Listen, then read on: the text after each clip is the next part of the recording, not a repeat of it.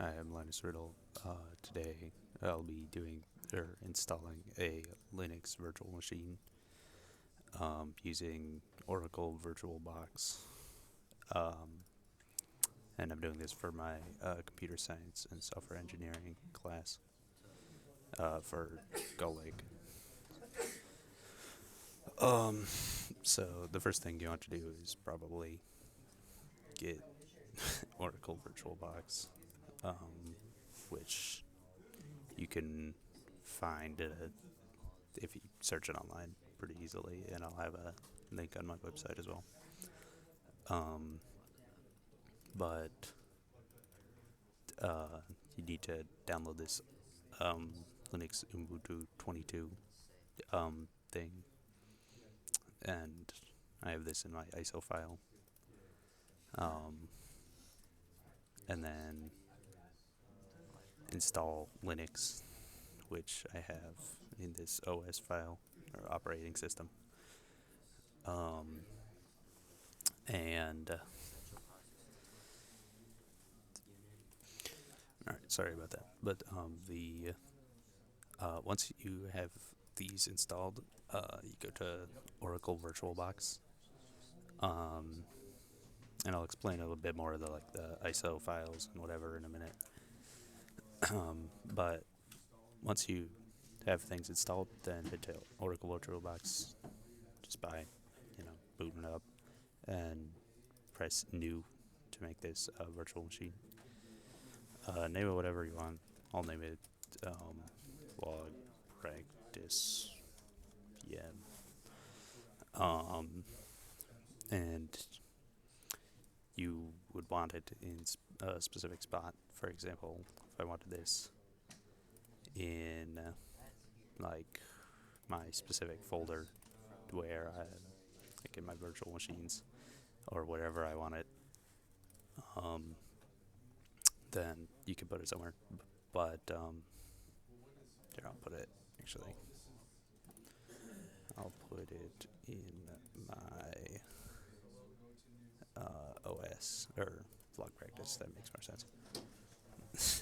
And here, and this is where I'll put it.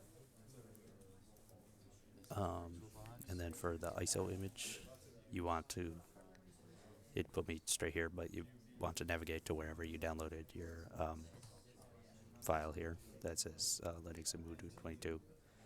And it's obviously in my ISO file. So I'll select this, then automatically should detect it as Linux. And subtype is Ubuntu, whatever. And you shouldn't need to do anything else on the name and operating system.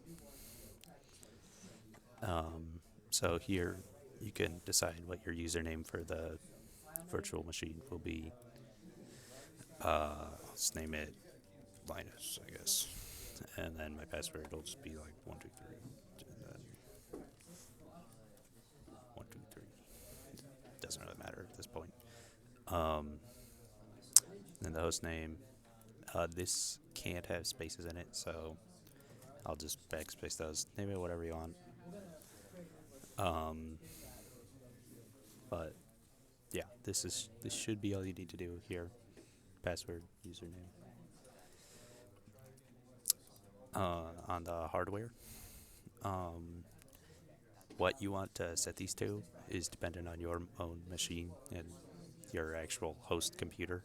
So what you're using currently before you install it, this VM. And the way that you can find out like how much of this to use is to find that what you have in your system. So if you type in system information to the Windows, then this should come up, and it'll tell you all this stuff. Like for example, for the processors here, I need or I don't want to use all of them, but I can use a few. And these are the cores. So see here it says 6 cores. So I'll just use half of those, I guess. So 3. So 3 processors. And depending on how much space you have on your computer, you might want to do this, or you want to change this. So I'll just put it like that, sure. You probably want to look into this yourself and find out what you need for your own computer. Um, for your hard disk thing, um, you should need to do much here. So I'll just leave it as is, I guess. Okay, so this is now powering up, and then once I do this, it should be in a minute. It should be installing,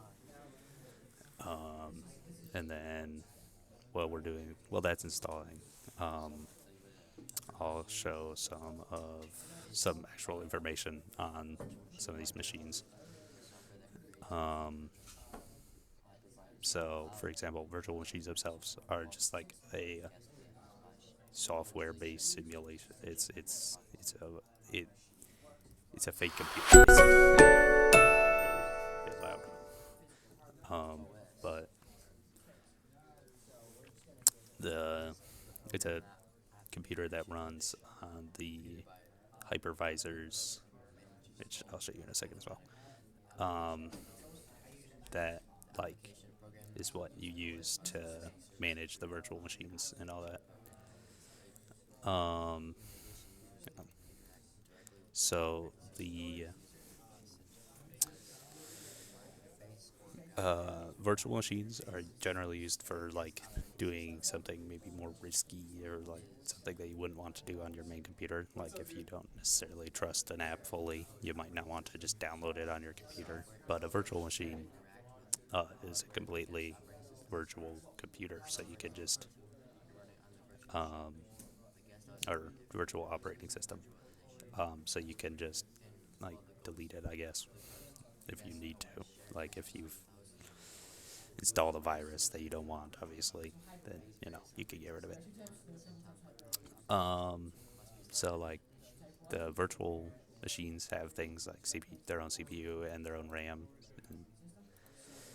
Um, CPU stands for computer processing unit, I think, and RAM is random access memory. And it has its own storage depending on what you put in there, and it's all its own stuff.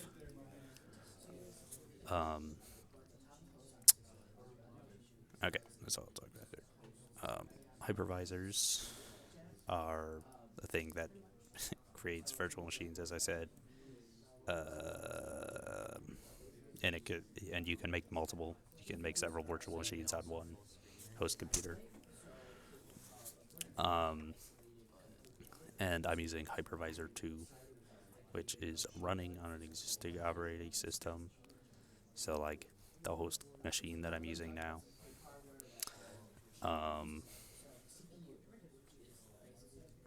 But these Type 1 can directly run on the hardware, so like the actual components of the computer.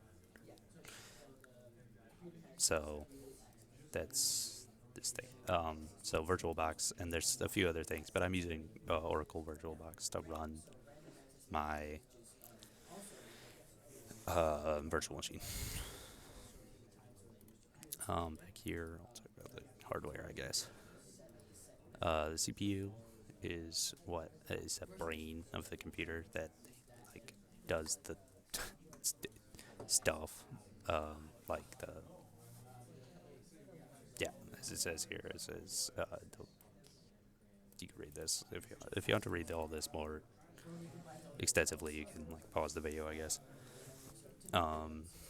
But there's a few things like there's a lot of components to this, like CPU and the everything, and the RAM here, random access memory, which is where it temporarily stores data. So like it'll just like stuff like what websites you were on maybe or something when you're, or no, more like, yeah, if you have your websites open, it'll keep those open because of the RAM.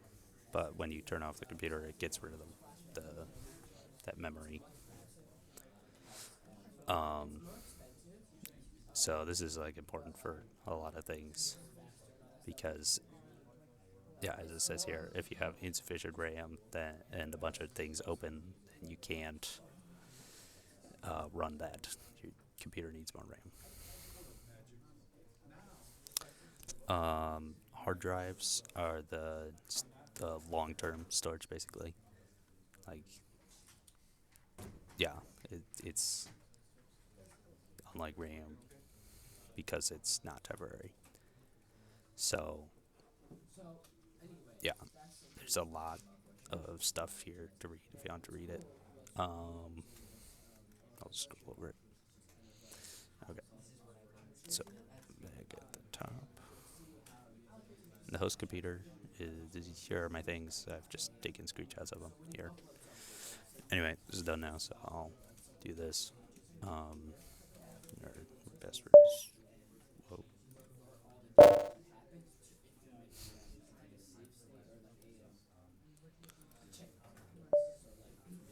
Oh, yeah. For some reason, there's a bug here with this where you have to backspace one and type it in again.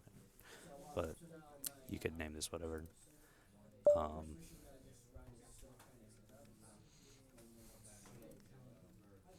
so it says I have a short password because it's just a couple of numbers, but you can have whatever password, obviously. Um, so I'll just do this, and I'll leave this here. So now it's installing Laura's system. Um, I'll be back when this is done, I guess. Real quick, I just was gonna say, well, this is downloading. You can look through these things, and it'll show you some things that you can do on it. But yeah, that's it. Okay, so it's installed now, and it should just go straight to the screen. And then just log in with whatever password you just entered into the thing. There we go. And now you should be logged in. For now, I'll just get all this. If you want to connect and do this, you can. Let's just continue. Skip. And yeah, again, if you want to do this when you're in there, then you can explore that a bit more. But so yeah, here's the virtual computer.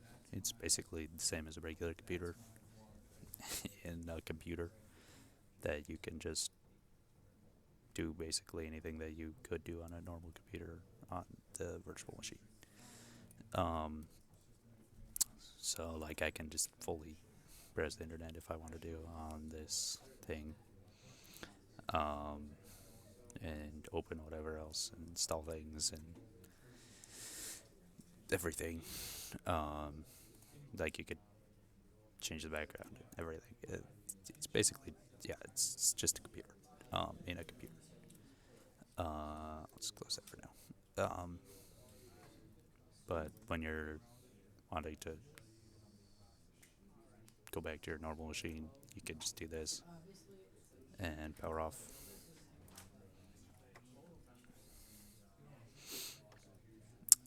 So now I'm back on the normal computer, and this should have fully closed and should be over on this side of your VirtualBox, Oracle VirtualBox thing. And if you want to boot it back up, you just click on snapshots, and I think, yeah, start here. So once you're, if you want to boot it up again, it won't take nearly as long, obviously. You just need to boot it up. And yeah, that's how you install a virtual machine with Oracle VirtualBox and Linux Ubuntu.